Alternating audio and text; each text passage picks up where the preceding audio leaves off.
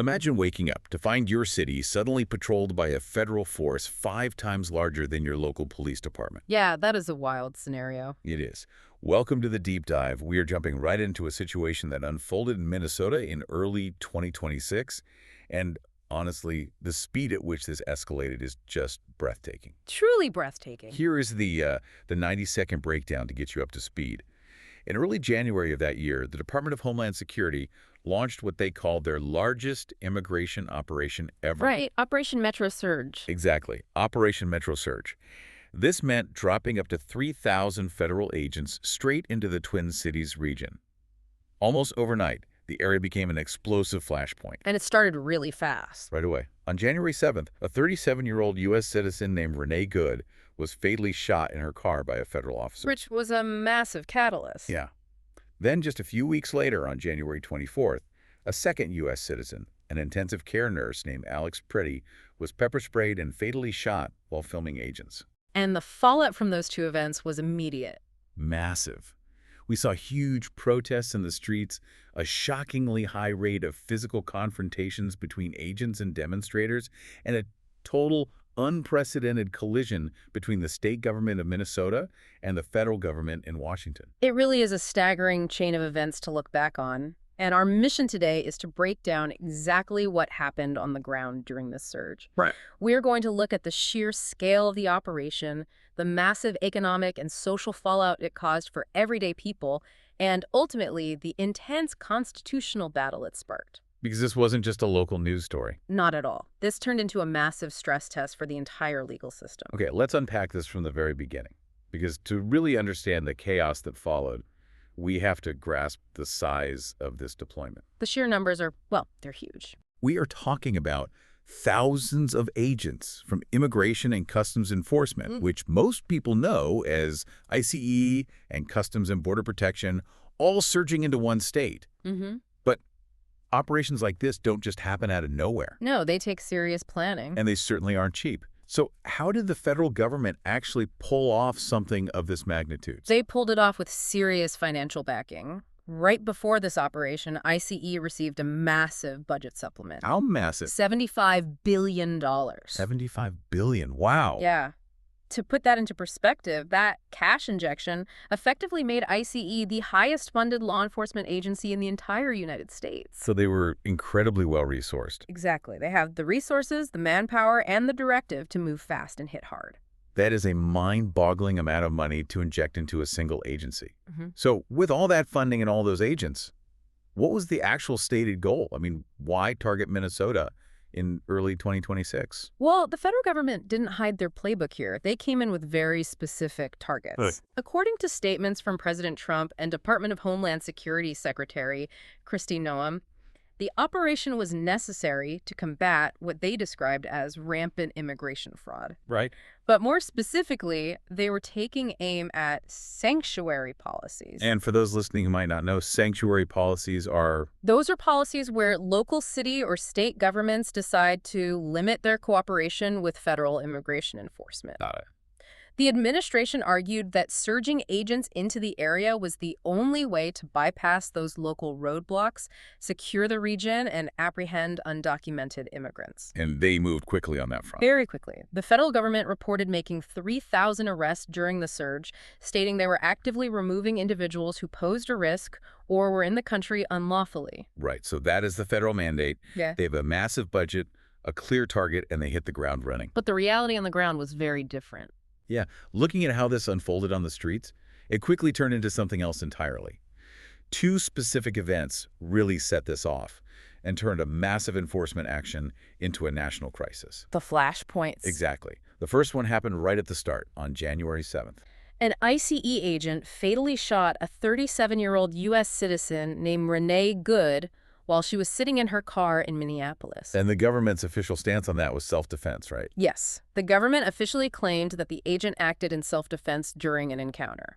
But almost immediately, eyewitness accounts and video evidence started circulating that fiercely contested that official narrative. Which changes everything for the local community. Totally. When the public sees a massive, heavily armed federal presence in their neighborhoods, and then a local citizen is killed under disputed circumstances within days, The anger mobilizes instantly. And then, incredibly, a second event happens that just pours gasoline on that fire. What's fascinating here is how the second event shifted the entire landscape. Just a couple of weeks later, on January 24th, you have the second shooting. Alex Preddy. Yes.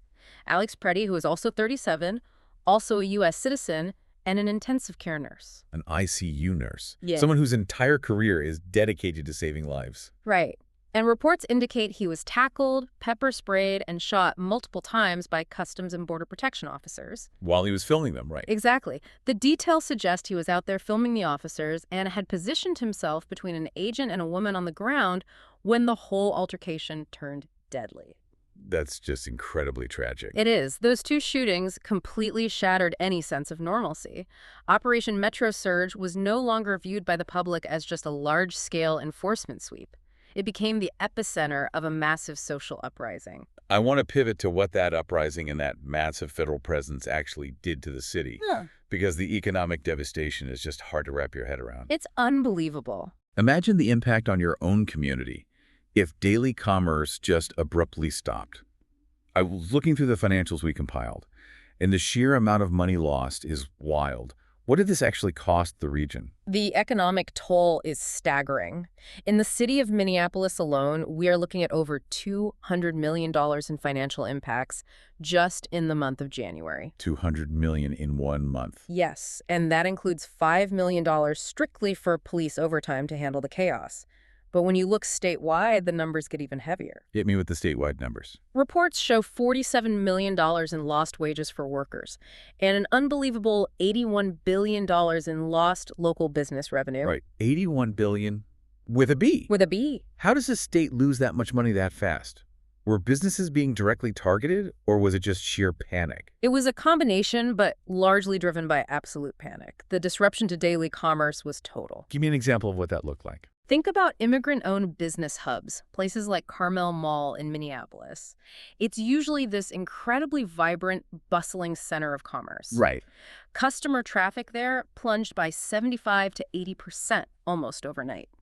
Observers described these vibrant areas turning into literal ghost cities. Ghost cities. Yeah.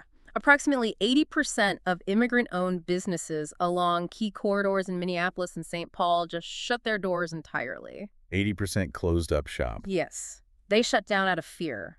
Business owners simply felt it was too dangerous to remain open, either for themselves, their employees, or their customers. That is just wild. And it wasn't just the economy taking a hit. When you have thousands of federal agents patrolling a city, it completely alters how everyday people live their lives. People were terrified just going to work. Yeah, there were reports of commuters changing their bus routes, waiting around corners to avoid being seen, and literally sprinting home the second they stepped off public transit. And that fear bled directly into the education system. Schools, which are supposed to be safe havens, became major flashpoints. I read about that. Minneapolis public schools actually had to cancel in-person classes, right? They canceled them for the remainder of a week. Just to keep kids safe from what was happening outside. Exactly. This happened after federal agents reportedly tackled individuals and deployed chemical irritants right outside Roosevelt High School. Outside a high school. Right. The district eventually had to move students to online learning just to manage the safety concerns. And the fear of simply traveling to school caused absenteeism to skyrocket past 30% in nearby districts like Fridley and Richfield. Parents were just keeping their kids home. Which is completely understandable when you hear some of the specific claims that came out of this. There was one detail that really stopped me in my tracks regarding the schools. You're talking about the detention near the school grounds? Oh. Yeah. Yes. Legal filings detail an incident where agents allegedly detained a 5-year-old boy. A 5-year-old? Yes. The officials involved were accused of using the child to pressure his family into opening the door to their home. Hold on. They detained a 5-year-old kid. Yeah. Just to get a door open. That is the allegation detailed in the civil rights filings. And you can imagine when stories like that circulate, whether it's chemical irritants near a high school or a kindergartner being detained, the narrative moves from fear directly into action. Right. People aren't just going to sit in their houses forever. That level of disruption inevitably leads to a massive public response. Which we definitely saw. We saw people organizing huge general strikes. There was a movement called the National Shutdown and demonstrations organized on the banner of I see out of MN. It was a massive mobilization. Hundreds of businesses, cultural institutions, and even state museums closed their doors in solidarity with the protests. And these demonstrations were not peaceful sit-ins. They were intense. Highly intense. There is an organization called the Armed Conflict Location and Event Data Project, or ACLED, and they track these exact kinds of events globally. And what did their data show? They reported a critical statistic about this surge. Nearly 30% of all migration-related demonstrations in Minnesota during this period involved physical confrontations between demonstrators and law enforcement. 30%. That sounds high, but how does that compare to a normal protest environment? If we connect this to the bigger picture, that 30% figure is off the charts. Historically, ACLE data shows that physical confrontations at pro-migration protests nationwide hover at around a 3% rate. So jumping from 3% to nearly 30%. It makes this the highest rate of physical confrontation ever recorded during any major ICE operation. It's a tenfold increase. Wow. The sheer volume of armed federal agents, combined with the extreme public outrage over the fatal shootings of Renee Good and Alex Pretty, created a uniquely volatile environment. Well, when you have daily life disrupted to the tune of $81 billion, when people are terrified to send their kids to school, and when protests are turning physical at a record rate eventually, local politicians are going to have to step in. And that's exactly what happened here. Which brings us to the constitutional clash. This wasn't just citizens protesting in the streets anymore. This escalated into a fierce political and legal resistance from Minnesota's elected officials. The state essentially went to war with the federal government. They absolutely did, both in the press and in the courts. You had aggressive public statements from Governor Tim Walz and Minneapolis Mayor Melvin Carter. They didn't hold back. They didn't mince words at all. They publicly described Operation Metro Surge as a harmful occupation. They dismissed it as political theater. And they made a very heavy allegation too, right? They did. They argued that federal agents were not actually targeting crime, but were instead targeting local communities based on the color of their skin. And that allegation of racial targeting didn't just stay in press conferences. It became the core of a massive legal pushback. That's where the ACLU comes in. Right. The American Civil Liberties Union stepped in and filed a major class action lawsuit. Can you break down what they were actually arguing in court? The ACLU's lawsuit alleged that the Department of Homeland Security was engaging in systemic racial profiling. They claimed that federal agents were systematically targeting individuals who were perceived to be of Somali or Latino descent. Based purely on appearance. That was the core of their argument, that agents were making stops, detentions, and arrests without any reasonable suspicion that a crime or an immigration violation had actually occurred. The specific examples they cited in those filings are intense.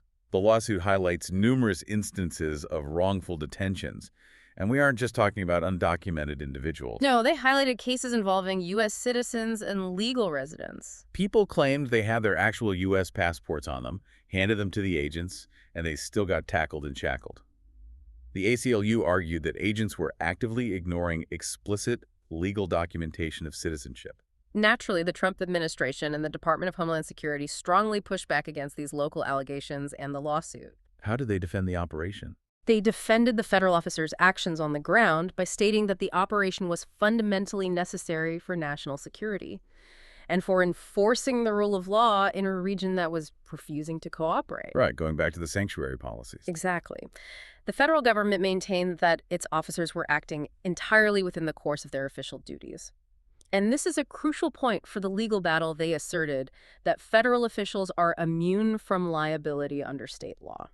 Let's clarify that for a second, because immunity is a big word in legal circles. Yeah. What does that actually mean in practice for a local mayor or a governor trying to stop this? Basically, they are arguing a concept known as federal supremacy. Okay. The federal government is saying, our agents are enforcing federal law, therefore local state laws, local prosecutors, and local police do not have the authority to arrest, sue, or prosecute our federal agents for actions they take while doing their jobs. It's a shield against local interference. Exactly. It's a shield. Imagine and the federal government didn't just use a shield. Is secretly funding the government's massive spending. The retaliation to the local pushback was severe. When you actually look President at the math. Trump publicly threatened to imagine invoke for a second that you have And a for those savings who account. might not know, the Insurrection And, Act is a massive deal. You swore to your family, really is. hand over It's an heart, incredibly this rare, money was strictly for centuries-old fixing a law leaking that roof. actually allows You the said, President of the United if we